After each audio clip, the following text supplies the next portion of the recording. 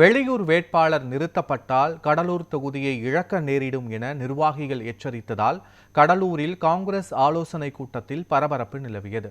தமிழக சட்டப்பேரவை தேர்தலில் திமுக தலைமையிலான கூட்டணியில் கடலூர் தொகுதி காங்கிரஸ் கட்சிக்கு ஒதுக்கீடு செய்யப்பட்டுள்ளது. இந்த நிலையில் காங்கிரஸ் கட்சியில் வெளி மாவட்டத்தை சேர்ந்த வேட்பாளர் நிறுத்தப்படுவதாக தகவல் பரவியுள்ளது. இதையடுத்து காங்கிரஸ் நிர்வாகிகள் சார்பில் கடலூர் நகர் அரங்கில் அவசர ஆலோசனை கூட்டம் நடைபெற்றது. இந்த கூட்டத்தில் கடலூர் மாவட்டத்தை சேர்ந்த மண்ணின் மைந்தர்களை வேட்பாளராக அறிவித்தால்தான் தேர்தல் பணியில் ஈடுபடுவோம் என நிர்வாகிகள் தெரிவித்தனர். வெளியூர் அல்லது வெளி மாவட்டத்தை சேர்ந்தவரை வேட்பாளராக அறிவித்தால் இந்த தொகுதியை இழக்கும் அபாயம் இருப்பதாகவும் எச்சரித்தனர். மேலும் வேறு ஒருவரை வேட்பாளராக நியமித்தால் கடும் எதிர்ப்பு தெரிவிப்போம் என பெண் நிர்வாகிகள் ஆவேசமாக கூறியதால் கூட்டத்தில் பதற்றம் நிலவியது.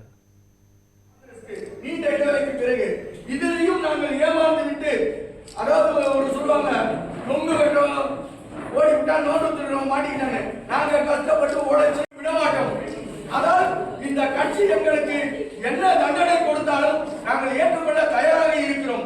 எதையும் இழக்க நாங்கள் தயாராக இங்கு இருக்கின்ற கூட்டம் இன்னும் 100 மடங்கு ஒன்றாக்கி மாபெரும் கண்டன. இதுவரை காங்கிரஸ் பேர் இயக்கத்திற்கு தொகுதி ஒதுக்கப்படவில்லை. ஆனால் இன்று ஒதுக்கப்பட்டுள்ளது.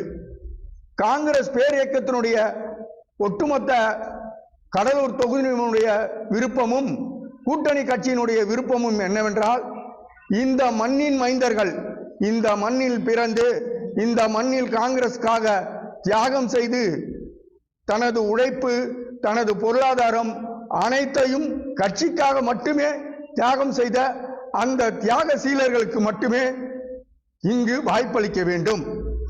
அப்படி வாய்ப்பளிக்க தவறும் பட்சத்தில் ஒட்டுமொத்த காங்கிரஸ் கட்சியும் ஒட்டுமொத்த கூட்டணி கட்சிகளும் வருகின்ற அடுத்த மாவட்டத்தை சார்ந்த வருகின்ற வேட்பாளர்களை நாங்கள் புறக்கணிப்போம்.